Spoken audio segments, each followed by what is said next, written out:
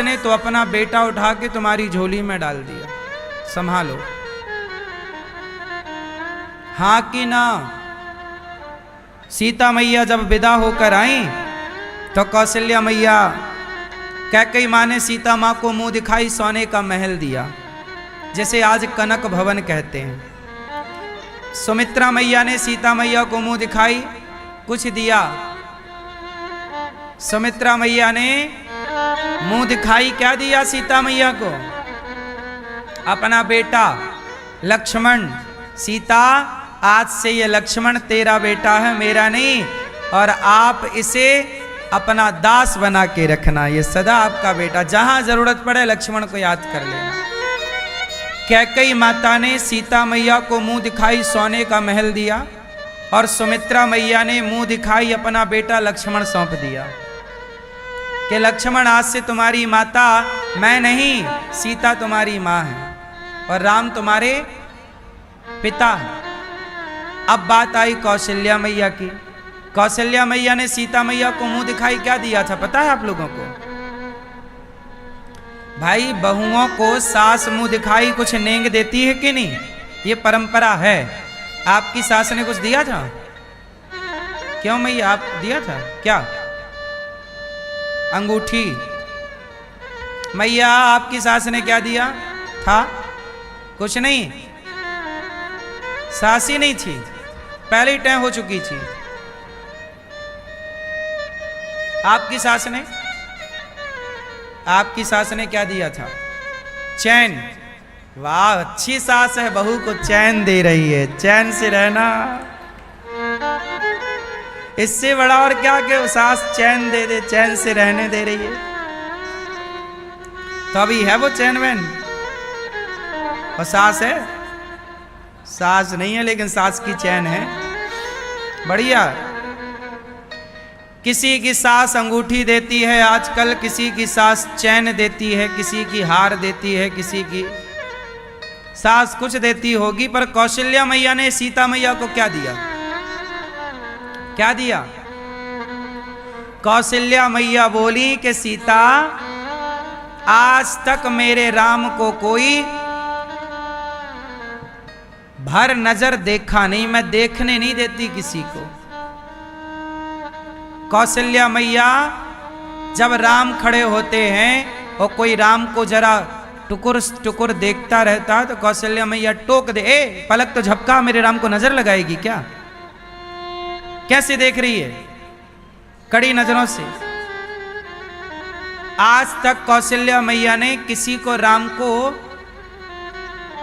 टकटकी लगाकर देखने नहीं दिया, एक भर नजर से देखो। और जैसे बिहारी जी में पर्दा बंद होता रहे, ऐसे कौशल्या मैया भी पर्दा लिए खड़ी रहती है, राम को ऐसे ना देखना, नजर लग जाएगी।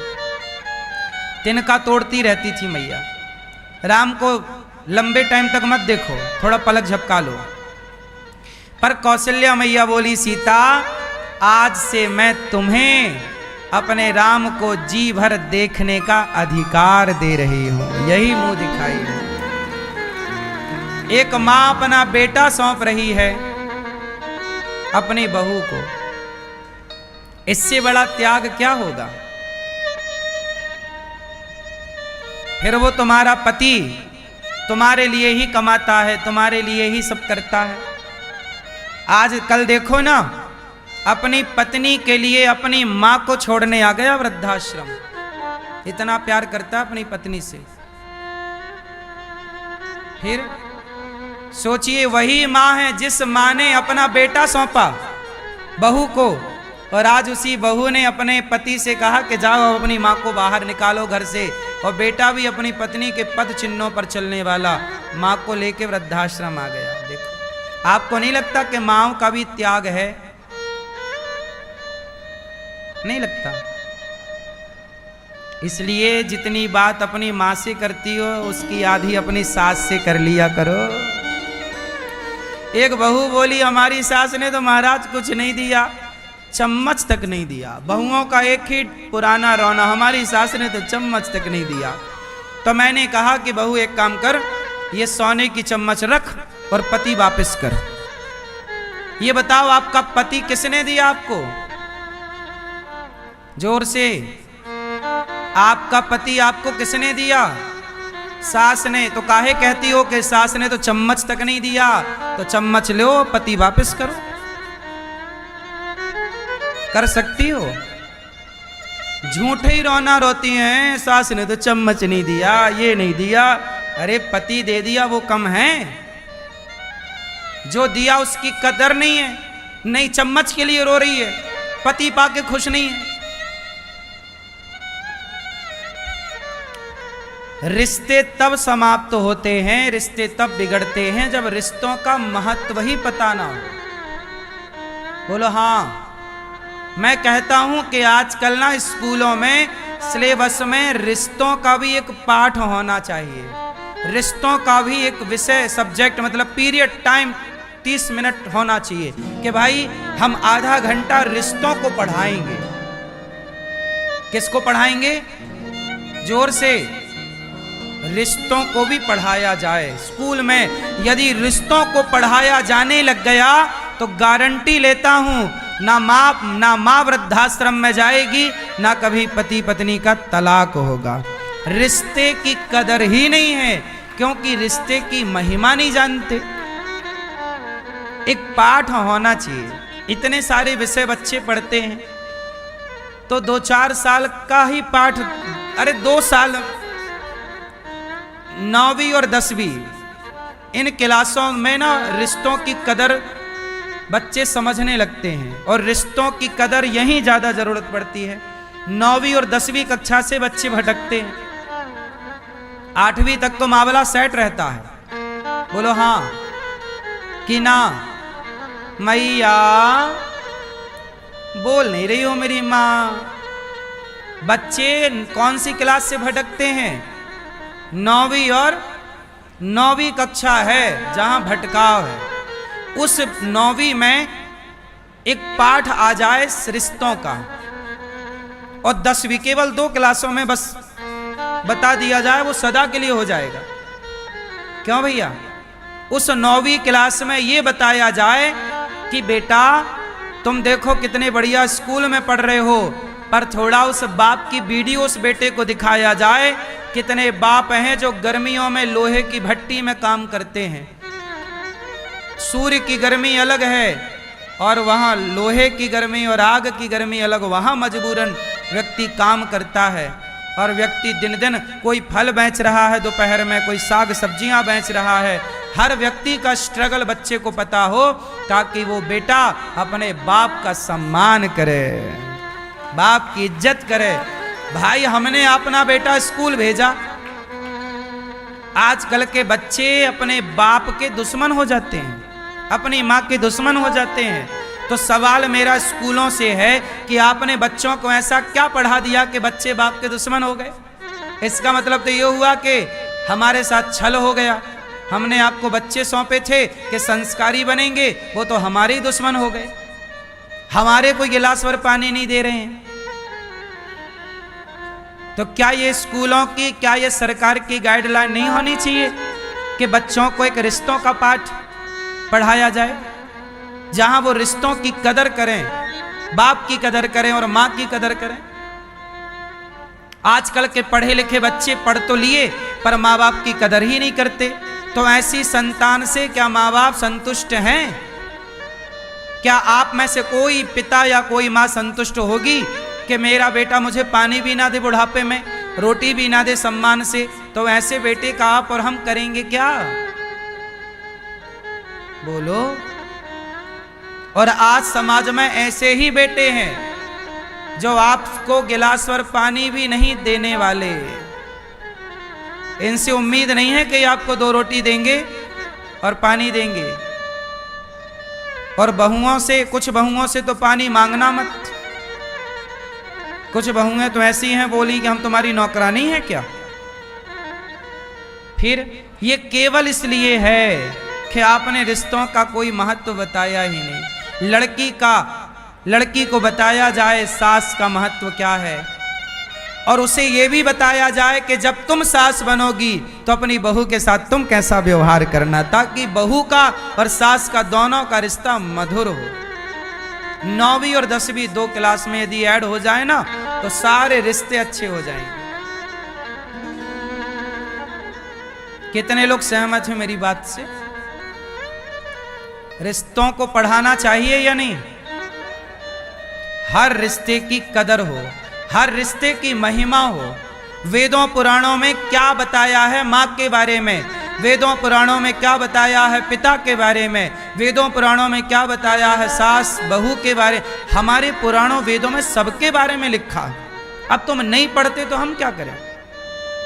रामचरितमानस में एक चौपाई है जो राम कहते हैं, जब सीता मैया वनवास जा रही थी, जिद कर रही हैं कि मुझे वनवास चलना है, तब राम ने सीता माँ को एक लाइन कही।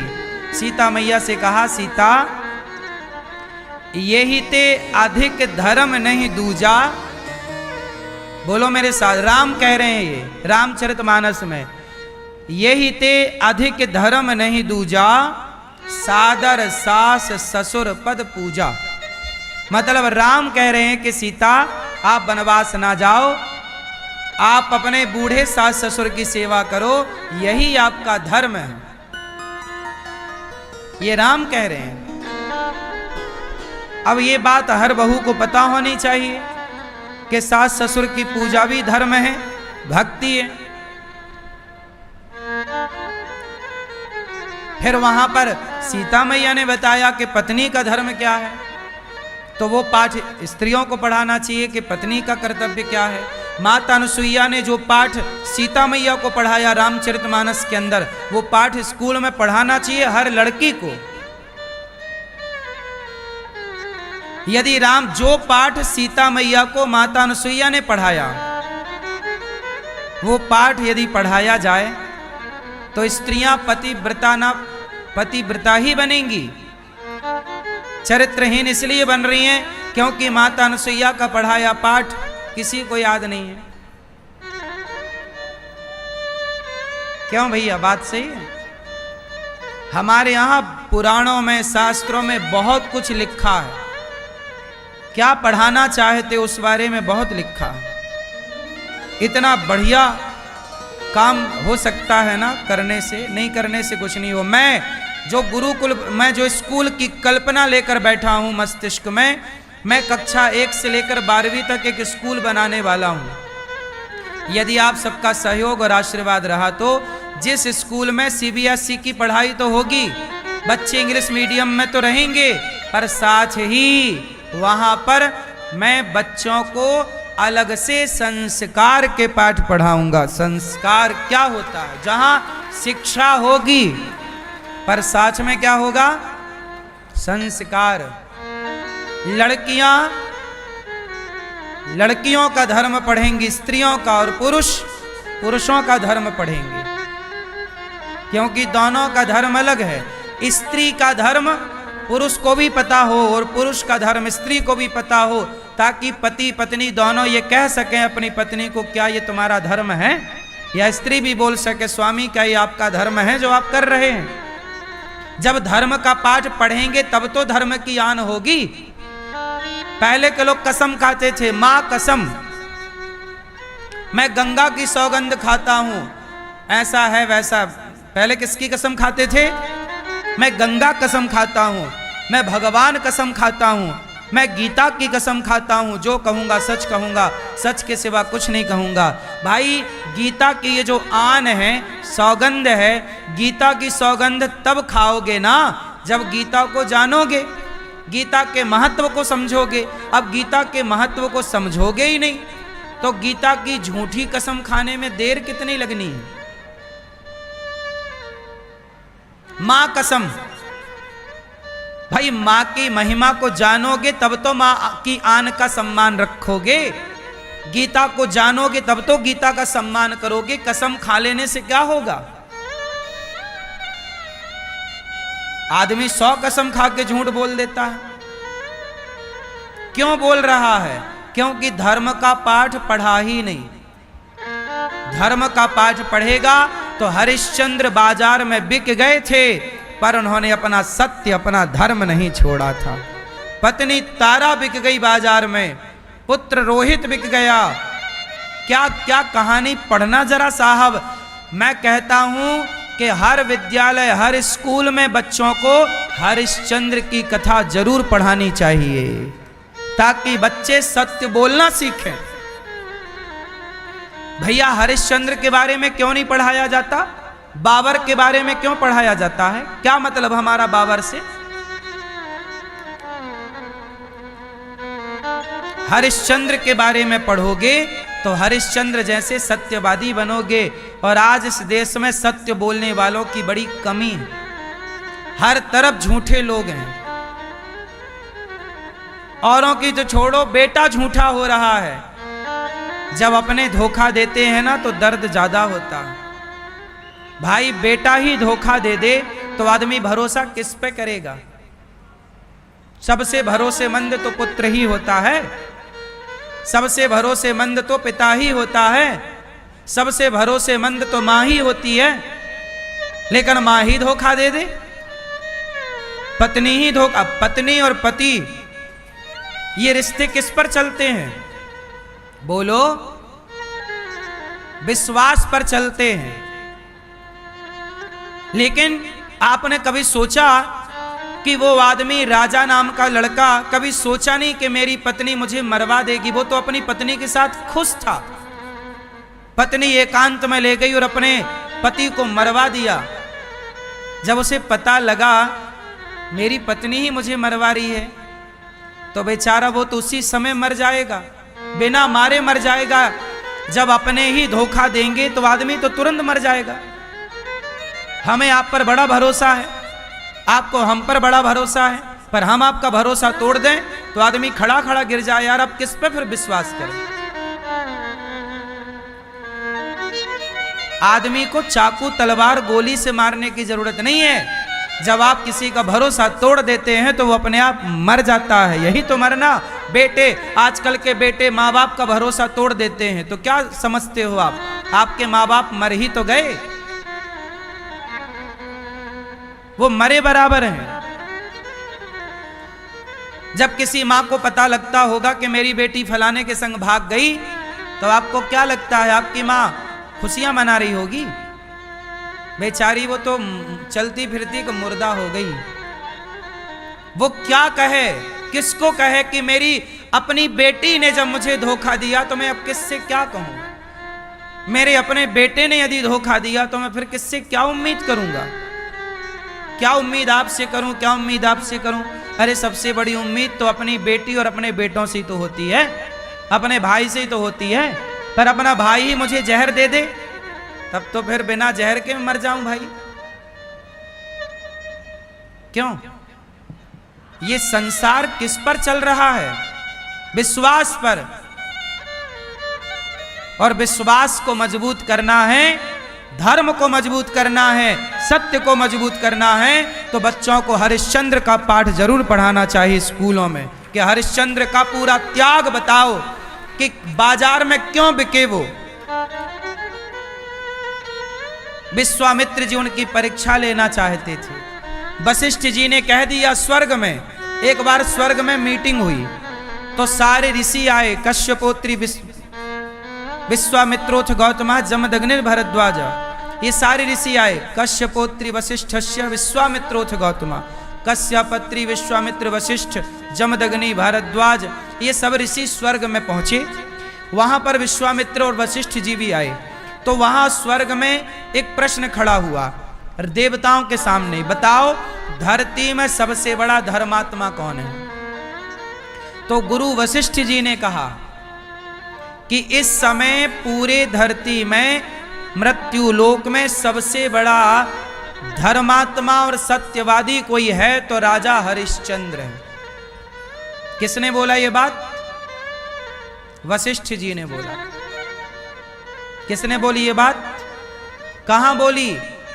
स्वर्ग लोक में मनुष्य लोक के मनुष्यों का प्रशंसा चल रही है, बड़ाई तारीफ के धर्म।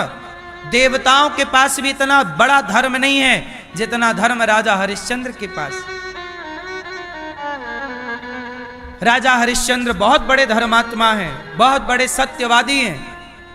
अच्छा, विश्वामित्र जी को लगा कि मैं परीक्षा लेकर देखूंगा। तो विश्वामित्र जी परीक्षा लेने आए।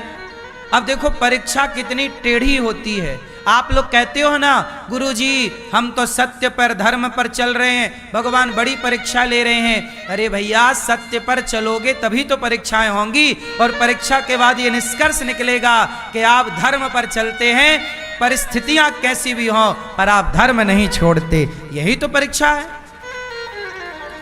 इसलिए अपने धर्म पर अडिग रहो, चुनौतियां आएंगी। अब विश्वामित्र जी ने कहा कि मैं हरिश्चंद्र की परीक्षा लूंगा।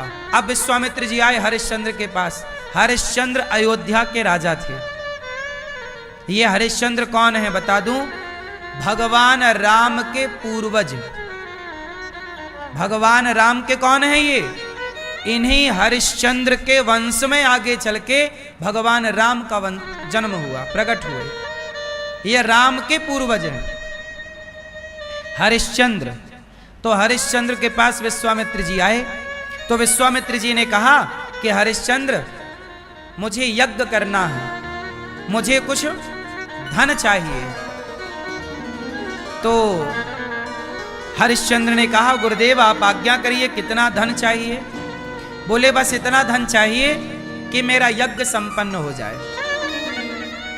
मेरा यज्ञ संपन्न हो जाए।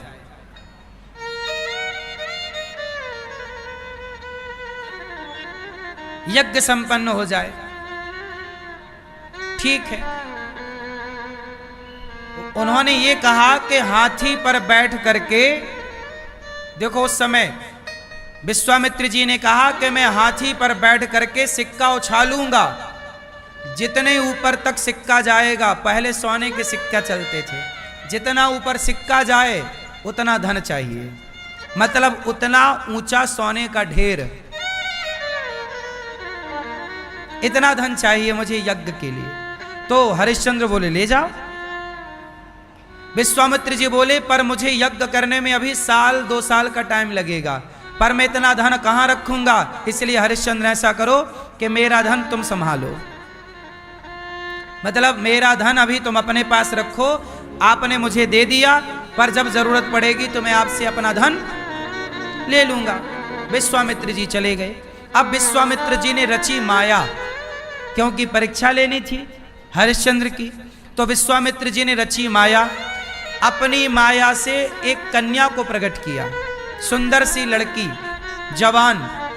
वो लड़की गई और हरिश्चंद्र से बोली कि मैं आपसे विवाह करना चाहती हूं। तो हरिश्चंद्र बोले कि मैं तो शादीशुदा हूं, मैं आपसे विवाह नहीं कर सकता, मेरी तो पत्नी भी है और मेरा पुत्र भी है रोहित। पत्नी का नाम तारा है, मेरी पत्नी बड़ी पतिव्रता है, मैं पराई स्त्री के बारे में सोच भी नहीं सकता। पर वो स्त्री तो लिपटने लग गई, नहीं नहीं महाराज आपको तो हमसे विवाह करना पड़ेगा, आप हमारे मन की भावना नहीं समझ रहे हैं, हम कहाँ जाएं, हम तो आपसे विवाह करेंगे। बोले हम विश्वामित्र की पुत्री हैं, हमसे विवाह करो। नहीं कर रहे थे तो विश्वामित्र जी आ गए। विश्वामित्र जी बोले राजन हमारी पुत्री आपसे विवाह करना चाहती, कर क्यों नहीं लेते? नहीं महाराज मैं नहीं कर सकता, मैं पतिव्रता, मेरी पत्नी है, मैं नहीं कर सकता विवाह। हरिश्चंद्र ने कहा कि मुझे मेरा राज्य छोड़ना पड़े, मुझे मेरा शरीर छोड़ना पड़े, परिवार छोड़ना पड़े, मैं छोड़ दूंगा गुरुदेव, पर मैं अपने धर्म को नहीं छोड़ूंगा। मैं अपनी पत्नी का पति हूं, मैं अपनी पत्नी को धोखा नहीं दे सकता, मैं धर्म नहीं छोड़ूंगा, मेरा धर्म है कि मैं अपनी पत्नी को धोखा ना दूं। देखिए पत्नी के प्रति कितना सम्मान था। तो विश्वामित्र जी ने कहा अच्छा आप अपना राज्य छोड़ सकते हो? बोले हाँ राज्य छोड़ सकता हूं, पर पत्नी को दिया गया वचन नहीं छोड़ सकता। मैंने पत्नी को वचन दिया है कि मैं तेरे सिवा किसी और स्त्री का काम भाव से स्पर्श भी नहीं करूंगा, मैं अपनी पत्नी को दिया गया वचन नहीं तोड़ूंगा, प्राण जाए पर मैं राज्य छोड़ सकता हूं। तो विश्वामित्र जी बोले राज्य दे सकते हो? बोले हां दे सकता हूं। किसे दे सकते हो? मुझे दे सकते हो? विश्वामित्र जी बोले, तुम मेरी बेटी से ब्याह नहीं कर रहे हो तो एक काम करो, मुझे अपना राज्य दे दो, या मेरी बेटी से ब्याह करो या मुझे अपना राज्य दो। हरिश्चंद्र बोले, ठीक है गुरुदेव, मैं अपना राज्य आपको देता हूं। तुरंत अपना राज्य विश्वामित्र जी को सौंपकर अपना मुकुट उतार दिया। विश्वामित्र जी ने कहा, मैं राजा हो गया, अब एक काम करो, ये सारे राजसी वस्त्र उतारो। राजा, अब मैं राजा हो गया, अब एक काम करो राजन, ये सारा राज्य मेरा हो गया? बोले, हाँ हो गया।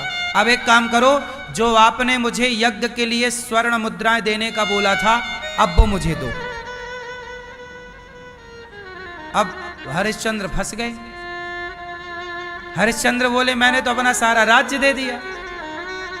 जब सारा राज्य ही दे दिया तो वो स्वर्ण मुद्राएं तो राज्य में ही रखी हैं। बोले, नहीं, आपने बोला था कि मैं आपको यज्ञ करने के लिए धन दूंगा, स्वर्ण मुद्राएं दूंगा, आप मुझे दो। तब हरिश्चंद्र ने कहा कि गुरुदेव, ऐसा है कि मुझे 1 महीने का टाइम दो। कितने महीने का टाइम दो? अपनी पत्नी, अपने पुत्र और स्वयं को लेकर के हरिश्चंद्र राज्य से निकल गए। सोचिए, राज्य त्याग दिया पर धर्म नहीं त्यागा, पत्नी को दिया गया वचन नहीं त्यागा। ये बात आज के हर उस पुरुष को सुनना चाहिए जो पड़ोसन को ताकते रहते हैं, ताकते रहते तुझको सांझ सवेरे।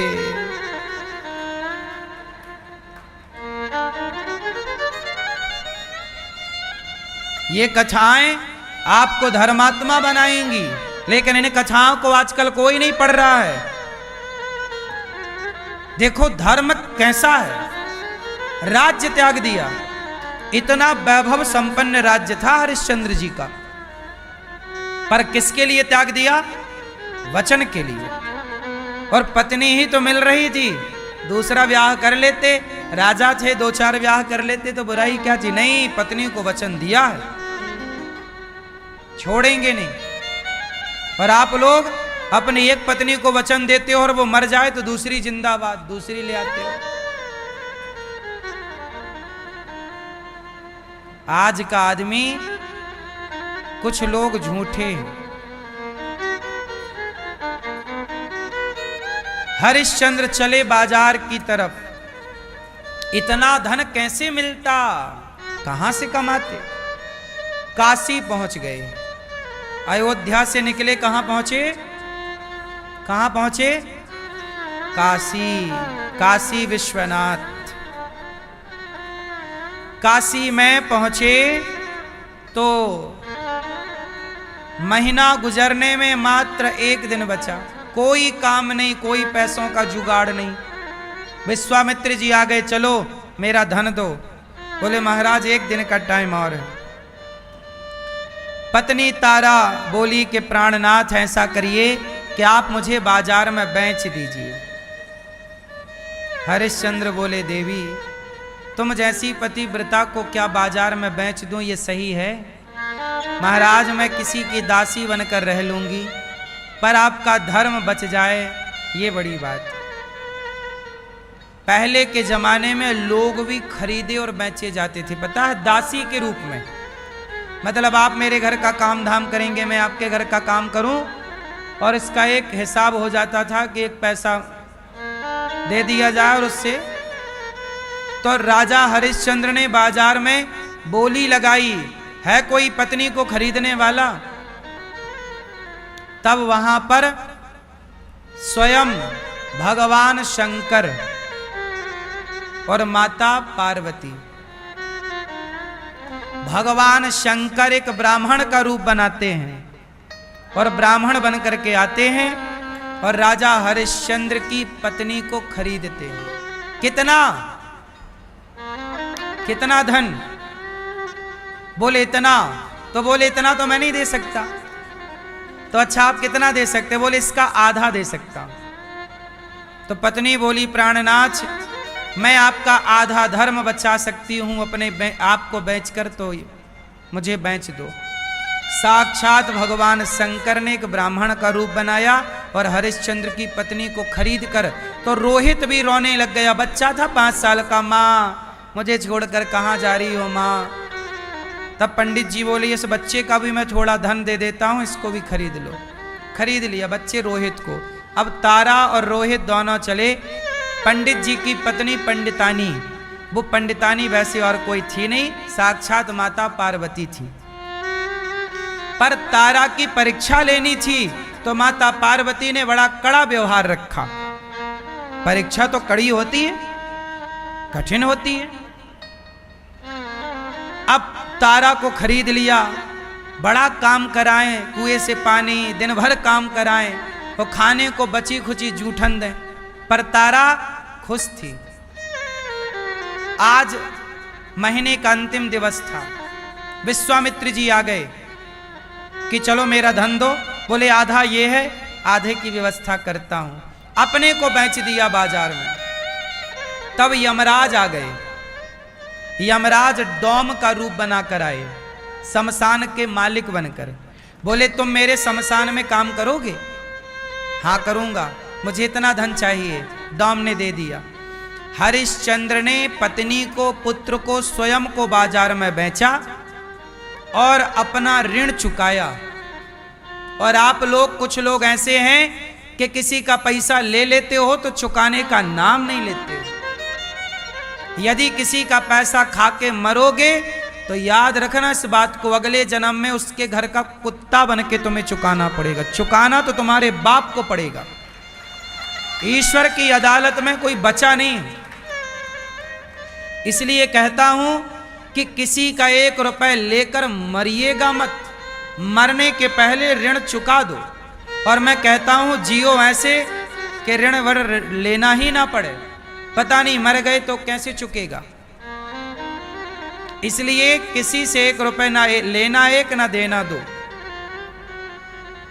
और किसी का लिया है तो जल्दी चुकाओ।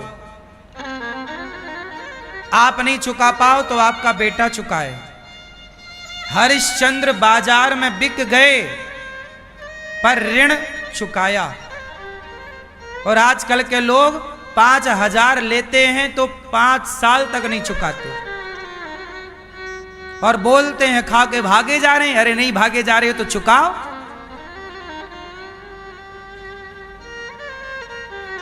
पैसा किसी का खा के मत मरिएगा। आप लोगों ने किसी से लिया तो नहीं? लिया है तो चुका दीजिएगा। और दाल रोटी खाओ, नमक रोटी खाओ, अचार रोटी खाओ, पर कर्जे का घी मत पीना। कर्जे का घी ना पीना, भले नमक रोटी खाना। कर्जा ना हो सिर पर, वही सुखी है जिसके सिर पर कोई कर्जा नहीं है। वो लोग बड़े परेशान हैं जिनके सिर पर रातों की नींद हराम है, उनकी जिनके सिर पर कर्जा है। कर्जा मत लो। बुजुर्ग कह गए हैं कि जितना चादर है उतना पांव पसारो। काम करो, आगे बढ़ो। बैंक से लोन लेके ही काम करना पड़ता है आजकल। करो, पर उतना ही लो जितना चुकाने की क्षमता है। और जितना भी कर्जा आपके सिर पर है, अपने बेटों को बता दो कि बेटा मैं मर जाऊं तो तुम चुकाना। आपके घर का पूरा किस्सा आपके बेटों को पता होना चाहिए। बाप का ऋण बेटा चुकाता है और वह बेटा नालायक है जो अपने बाप का कर्जा नहीं चुकाता। इसलिए बेटों को धर्म का पाठ पढ़ाओगे तो कर्जा चुकाएगा, वरना बेटा बोलेगा बाप से लिया दिया था, बाप को जा, बाप तो मर गया, हम क्या करें। जिसे नहीं करती थी उस वो पंडितानी बड़ा काम कराती, पर तारा अपमान सहकर भी काम करती क्योंकि वो दासी है। अब एक दिन क्या हुआ, तारा का बेटा रोहित जंगल गया लकड़ी लेने, समिधा लेने, हवन की। तो वहां उसे एक सांप ने डस लिया। उस सांप ने भी विश्वामित्र जी के सारे पर डसा। विश्वामित्र जी ने कह दिया सांप से जाओ डस लो। छोटा 5 साल का बालक था रोहित, मर गया। जब मरा तो माँ दौड़ी, उसे पता लगा, बच्चों ने बताया कि तारा मैया तुम्हारे बेटे को सांप ने, रोहित को सांप ने डस लिया। तारा दौड़ी तो पंडितानी ने रोक लिया। वो पंडितानी उस समय माता पार्वती थी। पार्वती मैया ने रोक लिया, कहाँ जा रही है, चल अभी भोजन बना, पहले भोजन बना, पहले घर के बर्तन धुल और मेरे पाँव में जरा तेल लगा, फिर तेरे बेटे को देखने जाना। तुझे तो काम ना करने का बहाना चाहिए। सोचो, बेटा मरा पड़ा है, सांप काटा, तड़प रहा है, पर पंडितानी मतलब माता पार्वती जाने नहीं दे रही। तो तारा नहीं गई कि मैं दासी इनकी हूं। देखो जरा, धर्म, बेटे के मरने के बाद भी धर्म का पालन है। आजकल का आदमी कहां धर्म पालन कर रहा है? जरा दुख संकट आए तो सारा धर्म भूल जाता है आदमी।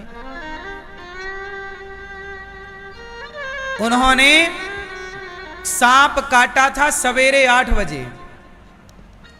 पूरा दिन उसे घर में माता पार्वती ने बिजी रखा। यही परीक्षा है, देखो कठिन। तुम तो जरा सी परीक्षाओं में विचलित हो जाते हो। विचार कर लो कि बेटा मरा पड़ा है और मरे हुए बेटे को देखने की परमिशन नहीं है। क्यों? बोले आप बिक चुके हैं बाजार में, आप दासी हैं, तो पहले रोटी बनाओ, रोजमर्रा का काम निपटाओ। दिन भर काम करती रही।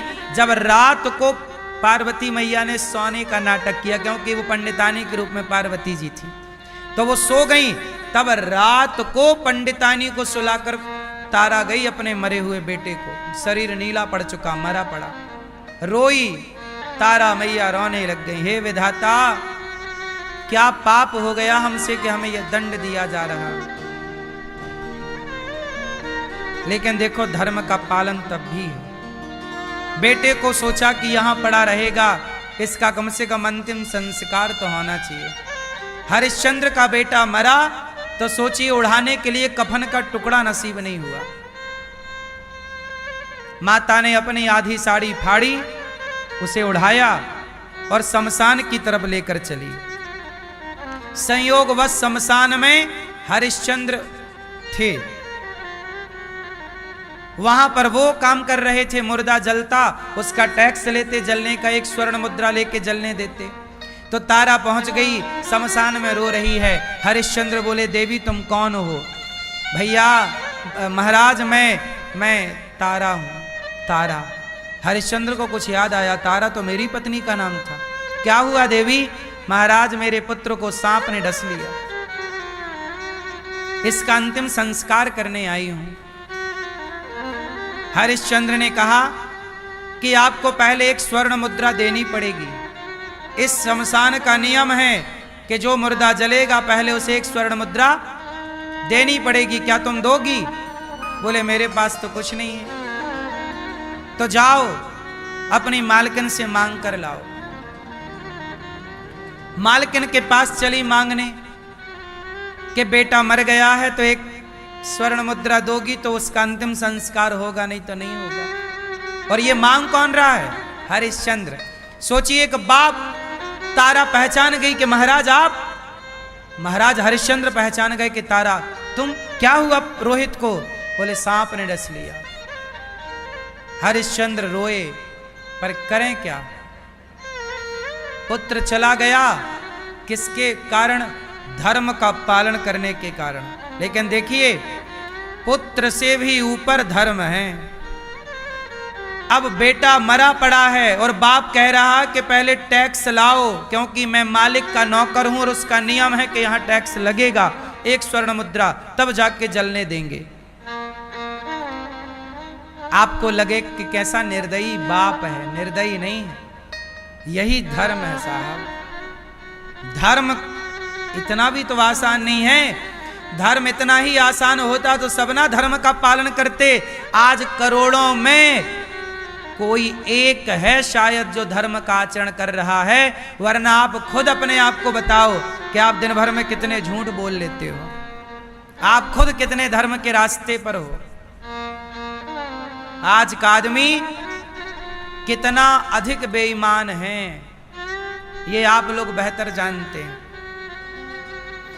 धर्म की तो अब केवल कहानियां बची हैं। धर्म अब कहीं छिपा होगा कहीं कहीं। हरिश्चंद्र तो बोले जाओ लेकर आओ। पत्नी तारा चली अपने मालकिन के घर। संयोग देखिए कि मालकिन के घर जब रात को चली तो उसी समय वो पंडित पंडितानी के घर चोरों ने चोरी कर ली। और चोरी कर ली, पंडितानी दौड़ी, चोर चोर चोर, तो चोर तो मिले नहीं, रास्ते में तारा मिल गई। बोले तू क्या कर रही थी बाहर? यही चोरी की है। राजा के पास ले गए, राजन इसने हमारे घर में चोरी करवाई और की, इसी का हाथ था चोरी में, नहीं तो तू आधी रात को बाहर क्या कर रही है? अब वो कैसे बताए कि मैं शमशान से बेटे के लिए एक स्वर्ण मुद्रा लेने आई हूं। राजा ने कह दिया कि जाओ जाओ इसका सिर कटवा दो। तारा को सेना ने बांध लिया और सेना का राजा का जो डोम था, डोम से कहा, डोम मतलब जल्लाद, जल्लाद ना फांसी रस्सी चढ़ा के वो खींचो, उसे जल्लाद कहते हैं। जल्लाद को राजा ने आदेश दिया जाओ इस महिला ने चोरी की है, हमारे राज्य में जाओ इसका सिर काटो। तो जल्लाद उस महिला को ले गया शमशान। शमशान में कौन था? हरिश्चंद्र, और डोम का दास था हरिश्चंद्र। तो डोम ने हरिश्चंद्र को तलवार दे दिया, बोले लो राजा ने आदेश दिया है कि इसका सिर काट दो। ये रहा तलवार, रही ये महिला की गर्दन उड़ा दो। अब हरिश्चंद्र के हाथ में तलवार है और सामने है पत्नी, वो पत्नी पतिव्रता नारी जो अपने पति के लिए बाजार में बिक गई, जिन्होंने किसी भी परिस्थिति में धर्म को नहीं छोड़ा। लेकिन देखो कितनी घोर कठिन परीक्षा ली जा रही है। छोटा व्यक्ति हो तो छोटी परीक्षा होती है। हरिश्चंद्र की इतनी कठिन परीक्षा थी कि युगों युगों के बाद भी उनका नाम अमर है। परीक्षा बढ़ी तो नाम बढ़ा, परीक्षा बढ़ी तो आप कितनी बड़ी परीक्षा देने को तैयार हैं? जितनी बड़ी परीक्षा देंगे उतने लंबे समय तक आपका नाम इतिहास याद करेगा। हरिश्चंद्र को तलवार दी गई, तारा ने, अब देखो एक तरफ बेटा रोहित मरा पड़ा है और दूसरी तरफ पत्नी के गर्दन पे तलवार चलानी है। और मालिक का आदेश है, जिसने मुझे खरीदा है उसकी आज्ञा तोड़ नहीं सकते। पत्नी ने कहा प्राणनाथ अपने धर्म का पालन कीजिए, अपने हाथ को कांपने मत दीजिए। पत्नी ने सिर झुका लिया। गर्दन काटने के लिए एक लकड़ी का वो होता था जहां छोटा सा गर्दन के आकार का गोलाई होती थी, उसमें ऐसे गर्दन रखी जाती थी और फिर उसे काटा जाता था। ये मृत्यु दंड किसी को हो तो ऐसे ही होता था। तो इनको मृत्यु दंड मिला राजा की तरफ से और राजा का आदेश सिरोधार्य। तलवार उठाई हरिश्चंद्र ने और पत्नी ने सिर झुका के खड़ी हो गई और गर्दन काटने जैसी हरिश्चंद्र तलवार उठाए कि पत्नी जाए पुत्र जाए, मैं भी जाऊं तो जाऊं पर मेरा धर्म नहीं जाना चाहिए। क्या प्यार था धर्म से। इसलिए हमारे देश में मुगल आए, अंग्रेज आए तो हमारे हिंदू मर गए, गर्दनें कटवा ली, पर उन्होंने धर्म को नहीं छोड़ा। और आजकल के कुछ लोग 1000, 5000, 10,000 रुपया में अपना धर्म बदल लेते हैं, धर्म परिवर्तन कर लेते हैं। ये देश उन हरिश्चंद्र का देश है जो बाजार में बिक सकते हैं, पर धर्म स्वधर्मे निधनम श्रेयः, पर धर्मो भयावह, मर जाएंगे धर्म नहीं छोड़ेंगे। गुरु गोविंद सिंह जी के 2 बच्चे बाजार दीवार में जिंदा चुनवा दिए गए, बेचारे शहीद हो गए, पर उन बच्चों ने धर्म नहीं छोड़ा जबकि उनकी आयु 5-7 वर्ष की थी। ये है धर्म मेरी माता। मृत्यु बहुत छोटी चीज है, धर्म बहुत बड़ी चीज है। बोलो हां, कौन बड़ा है? धर्म बड़ा। धर्म ना जाए, प्राण जाए पर धर्म ना जाए। राजा हरिश्चंद्र ने तलवार उठाई और अपने पत्नी के गर्दन पर जो चलानी चाहिए, अब विश्वामित्र जी परीक्षा ले रहे थे, पकड़ लिया हाथ हरिश्चंद्र का। बस करो हरिश्चंद्र, बस करो। विश्वामित्र जी प्रकट हो गए और मरा हुआ रोहित विश्वामित्र जी ने अपनी कृपा दृष्टि से जीवित किया और वहीं भगवान शिव प्रकट हो गए, मां पार्वती प्रकट हो गई। वाह हरिश्चंद्र, तुम्हारे जैसा सत्यवादी धर्मात्मा इस धरती पर ना तुमसे पहले कभी देखा गया, ना तुमसे बाद कभी देखा जाएगा। इस तरह का धर्म सत्य युगों युगों तक, जब तक ये धरती रहेगी तब तक हरिश्चंद्र का नाम रहेगा। इसलिए मेरी माँ अपने बेटों को धर्मात्मा बनाना चाहती हो, पैसे वाला बनाना चाहती हो, तो पैसे वाला तो देखो कोई भी बन सकता है। आप अपना शरीर बेचना शुरू कर दो, पैसे वाले आप तुरंत बन जाओगे। भाई धर्म बिगाड़ कर भी पैसा कमाया जा सकता है।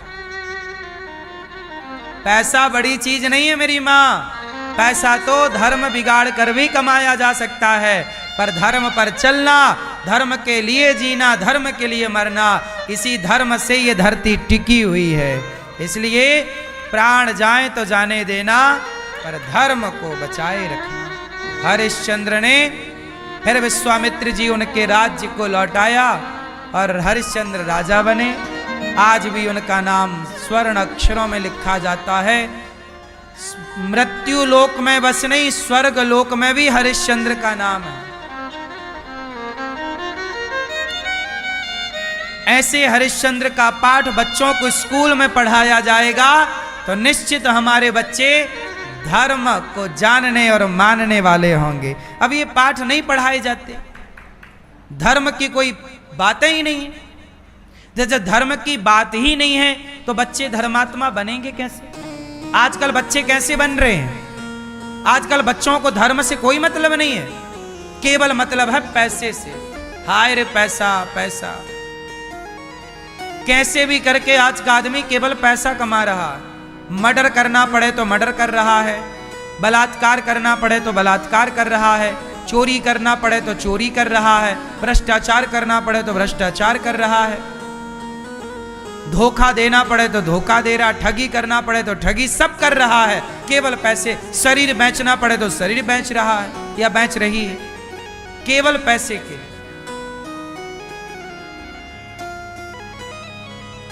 कुल मिला के तुम्हारे पैसे ने तुम्हें पापी बना दिया।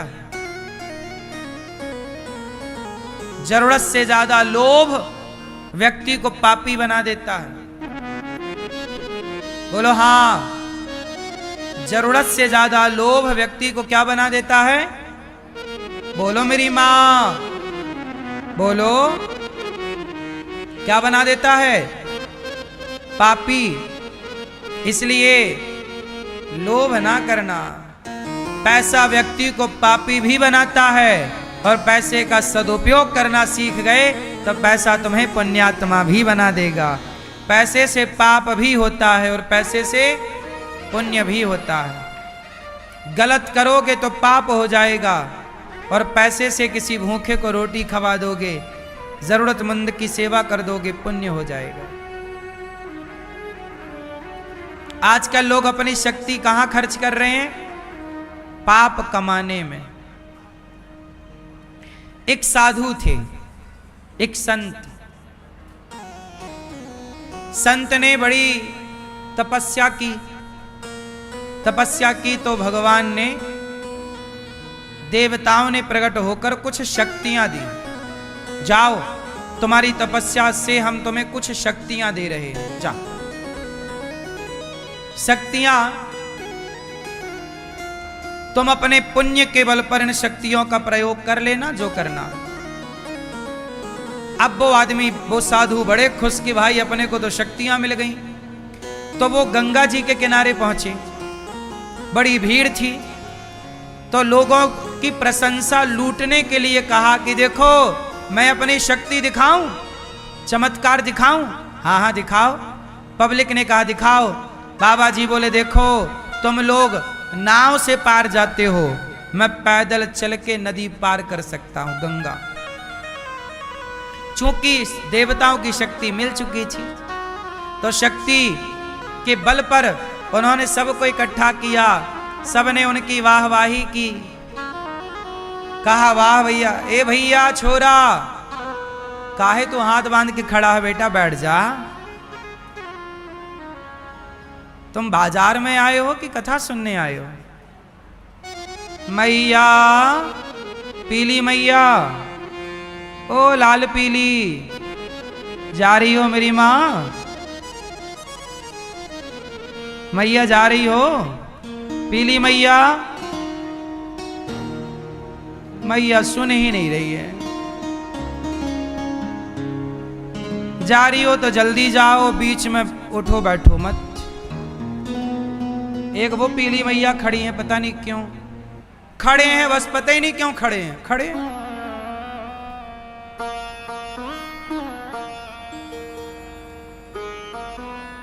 बैठने की जगह है तो बैठ जाओ।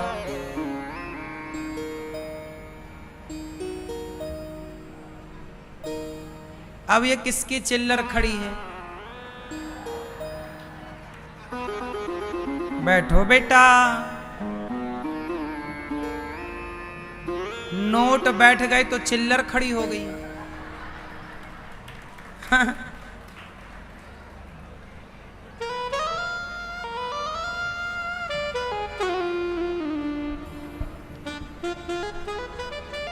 एक साधु थे, सबको इकट्ठा किया, कहा देखो मैं बिना नाव के गंगा पार करके दिखाता हूं। सारे लोग प्रसन्न थे कि हमारे साधु जी तो बड़े चमत्कारी हैं। तो साधु जी ने पूरी अपने भजन की शक्ति लगाई और गंगा को पार कर गए पैदल। सब लोगों ने ताली बजाई, वाह वाही की, वाह वाह। तो गंगा पार किया तो उस पार एक साधु तपस्या कर रहे थे। तो इन्होंने उन साधु से कही कि बाबा जी देखा, मैंने गंगा पार कर लिया। तो साधु जी बोले कि भैया गंगा पार तो तुम चवन्नी में भी कर सकते थे। चवन्नी देते केवट को तो नाव में बिठा के पार लगा देता। अपनी शक्ति का प्रयोग तुमने गंगा को पार करने में किया। काश तुम अपनी शक्तियों का प्रयोग किसी दीन दुखी की सेवा में करते तो तुम्हारी शक्तियां सार्थक हो जाती। शक्तियां मिलें तो उनका प्रयोग दिखावे में ना करना, शक्तियों का प्रयोग सेवा में करना। और ऐसा नहीं है कि आप लोगों के पास शक्ति नहीं है, आप लोगों के पास भी शक्तियां हैं। बोलो हां, आप सब शक्तिशाली लोग हैं। आप अपनी मेहनत, अपने दिमाग से इतना पैसा कमा सकते हैं कि आप उस पैसे से इस देश की गरीबी को भी दूर कर सकते हैं। करना चाहो तो आप इतने इंटेलिजेंट हो सकते हैं, समझदार हो सकते हैं कि आप अपने शिक्षा के बल पर समाज को बहुत अच्छी शिक्षा दे सकते हैं। शक्तिशाली आप में से कौन नहीं है? सबको ईश्वर ने कुछ ना कुछ योग्यताएं दी हैं, सबको शक्ति दी। दास अनिरुद्ध को भी भगवान ने शक्ति दी, देखने की, सोचने की, बोलने की। मैं देखो अपनी शक्तियों का उपयोग वृद्ध माओं की सेवा में करता हूं। मैं अपनी शक्ति का प्रयोग यहां चल रही सेवाओं में, कोई भूखा ना जाए, इस सेवा में अपनी शक्तियों को लगाता हूं। शक्ति का मतलब क्या? भगवान ने मुझे बोलने की शक्ति दी है, भगवान ने मुझे चलने की शक्ति दी है।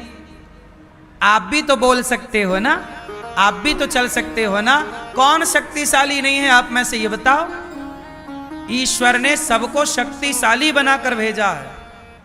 बस कोई अपनी शक्तियों का उपयोग, मेरे पास भी देखने की शक्ति है, मैं अपनी आंखों से देख सकता हूं।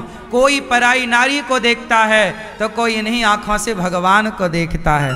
शक्तियां दोनों के पास हैं। आप अपनी शक्ति का क्या यूज करना चाहते हैं, ये आपकी बुद्धि पर निर्भर करता है। ये आपके विवेक पर निर्भर करता है, हाँ या ना। आपके पास शक्ति है, आप भी पैसा कमाते हो, मैं भी पैसा कमाता हूं, पर मैं पैसे का उपयोग सेवा के लिए करता हूं। गौरी गोपाल आश्रम में वृद्ध माओं की सेवा होती है, आप देखते हैं अखंड सेवाएं चल रही हैं। मेरा एक मन है कि मैं स्कूल बनाऊं ऐसा जहां बच्चे शिक्षित तो हों, साथ में संस्कारी भी हों। मैं पैसे कमा के कैसा स्कूल बनाना चाहता हूं, विद्यालय कक्षा 1 से 12वीं तक, जहां मैं समाज को ये मैसेज दे सकूं कि शिक्षा का ये स्तर भी हो सकता है। मैं कह के नहीं बता सकता, मैं करके बताने पर विश्वास करता हूं। तो मैं अपनी शक्तियों का उपयोग कर रहा हूं ना सही दिशा पर। आप भी कर सकते हो, आप भी तो एक कोई गरीब बच्चों के लिए स्कूल बना सकते हैं यदि कुछ पैसा दिया ईश्वर ने। आप भी एक गौशाला बना सकते हैं, गायों की सेवा कर सकते हैं। आप भी बेसहारा माओं के लिए सहयोग कर सकते हो कि नहीं। आप अपने स्तर से कुछ ना कुछ अच्छे काम तो कर ही सकते हो। जितना मन आपका बुरा काम करने में लगता है, जितना मन शराब पीने में लगता, गांजा पीने में लगता, पराई नारियों को ताक झांक करने में लगता, मोबाइल चलाने में लगता, उतना मन समाज की सेवा में अच्छे काम में लगता, तो आप भी और आपकी समाज भी बदल रही होती। आपके जीवन में भी शांति और सुकून आ रहा होता। पर आपने सारी शक्तियां कहां लगाई? सारा दिन 24 घंटे भगवान सबको देते हैं। इस 24 घंटे में कोई दिन भर में 200 रुपए कमा पाता है, कोई 500 कमा पाता है, कोई 24 घंटे में 1000 रुपए कमा लेता है, कोई दिन भर में 5000 कमाता है, कोई दिन भर में 1 लाख कमाता है, तो कोई दिन भर में 1 करोड़ कमाता है, तो कोई दिन भर में 100 करोड़ कमाता है। 24 घंटे सबके लिए है, हाँ या ना। एक दिन में बिल गेट्स कितना कमाता है? सैकड़ों करोड़ कमा लेता है एक दिन में। आप एक दिन में कितना कमाते हो? 500, 1000, 2000, 5000। क्यों? ईश्वर ने 24 घंटे तो सबको दिए हैं, तो कोई 200 क्यों कमाता है और कोई 2000 क्यों कमाता है? क्यों? क्योंकि कोई अपनी शक्ति सही जगह खर्च कर रहा है तो वो ज्यादा कमा